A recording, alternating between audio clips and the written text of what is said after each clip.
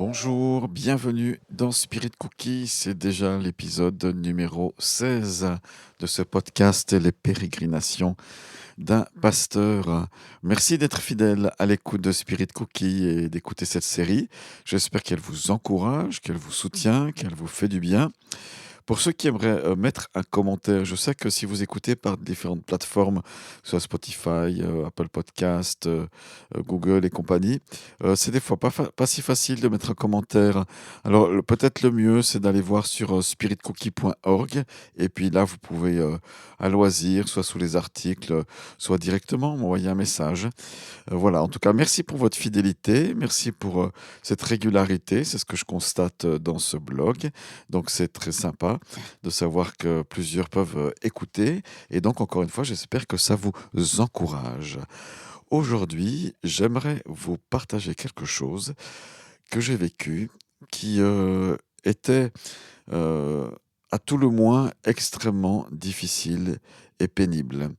Ça n'arrive pas qu'à moi, bien sûr. Quantité de personnes ont vécu cela. Ça fait partie des drames de la vie, des choses, oui, les plus difficiles à vivre, non pas parce on n'a pas de réponse, parce que oui, ça c'est un élément, on n'a pas de réponse satisfaisante à la question de la douleur, de la souffrance interne qu'on peut ressentir. On n'a pas de réponse à ces drames de la vie qui peuvent nous arriver parfois si brutaux, si inattendus et parfois aussi compliqués. Et ça, c'est une chose, de ne pas avoir de réponse, mais c'est surtout le fait que nous sommes, vous et moi, des êtres, quoi qu'on en dise, des êtres sociaux.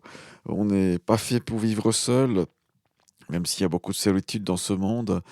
Et quand un proche nous est enlevé, eh bien c'est là, z oui, de manière brutale, bah, c'est là que c'est difficile à vivre. Alors l'épisode qui s'est passé, ça s'est déroulé, pendant plusieurs jours, je n'y ai pas cru. Pendant, je ne sais pas combien de temps, mais dès que j'ai appris la nouvelle du décès de mon beau-frère, à l'époque, parce que ça commence à dater maintenant, et bien sur le coup, je n'y ai pas cru. Je me dis: «Ce n'est pas possible ce que je viens d'entendre».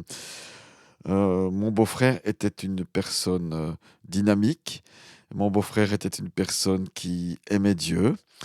Il souhaitait voir, Dieu avec puissance dans sa vie et il le voyait.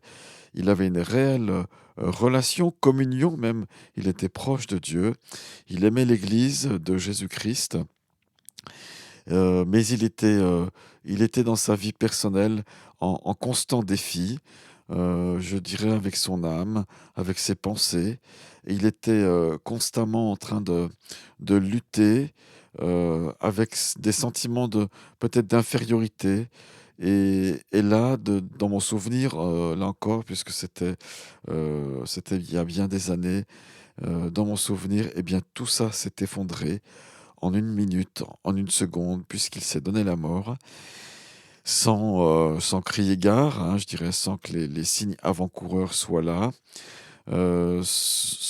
La veille de cet événement-là, je passe sur les circonstances, mais la veille, nous nous étions rencontrés, nous avions encore partagé ensemble assez longuement, nous avions prié.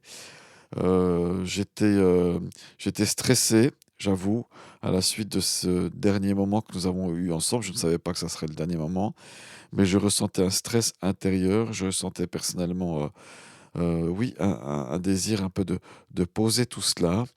Nous avons eu vraiment, un bon échange encore, une prière devant Dieu qui était, authentique et sincère, tant lui que moi.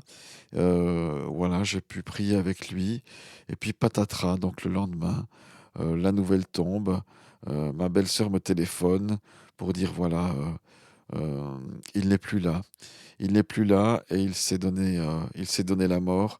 Donc geste terrible, pour lui-même, terrible pour son épouse, terrible pour ses enfants, parce qu'il y avait là une famille, terrible dans les cercles concentriques où, si on s'éloigne, eh bien, pour nous, la famille proche, terrible pour ceux qui l'ont côtoyé, terrible aussi pour sa maman, dont je me souviens encore le sentiment énorme de culpabilité qui pouvait l'assaillir à ce moment-là. Terrible aussi parce que personne n'est préparé à ces situations-là, quand bien même on sait que ça peut exister et que c'est un grand défi. Voilà, dans la liberté que Dieu nous donne, j'ai envie de dire ça, eh bien, euh, certains vont même jusqu'à faire le geste ultime et dramatique. Alors, vous allez me dire, mais pourquoi il nous raconte ça? Euh, bah, je le raconte parce que peu de personnes aussi le savent. Comment, en tant que pasteur, j'ai pu vivre ce moment-là? Je dois dire que j'ai eu deux soutiens particuliers. Le premier, c'est de ma communauté. J'étais jeune pasteur, nouvellement engagé dans la paroisse où je suis actuellement. Et donc quelques semaines après l'engagement, voilà, l'ensevelissement était là. Et je dois dire que toute la communauté a fait bloc et nous a soutenus voilà, dans le jour de l'assemblée, de l'ensevelissement, pardon. Toute la communauté était là, présente, alors que finalement on se connaissait assez peu, mais chacun était là. Et je me souviens d'un ami proche qui m'a dit ce jour-là, mais tu vois, la mayonnaise a prise. Le fait que la communauté soit là entière pour vous soutenir, c'est que la mayonnaise a pris, c'est-à-dire que l'engagement était à quelque part scellé par cet acte d'amitié, de fraternité, de solidarité. Puis la deuxième chose qui m'a soutenu, et pour moi ça a été comme une révélation et quelque chose de très très fort, c'était la prière à ce moment-là, où j'en ai découvert la prière dans l'esprit, la prière en langue suite au baptême de l'Esprit Saint, où j'ai découvert une possibilité d'être soutenu de manière extraordinaire. Alors j'aimerais juste vous encourager, non pas à être triste pour moi, non, mais à utiliser la prière comme une arme de consolation fabuleuse. C'est ce que j'ai découvert à ce moment-là. Et puis je vous la souhaite belle et profonde. Merci beaucoup d'avoir écouté cet épisode. Et puis je vous souhaite le meilleur. Et à la semaine prochaine. Courage dans vos épreuves, dans vos défis personnels. Je prie pour vous. À bientôt. Que le Seigneur vous bénisse abondamment.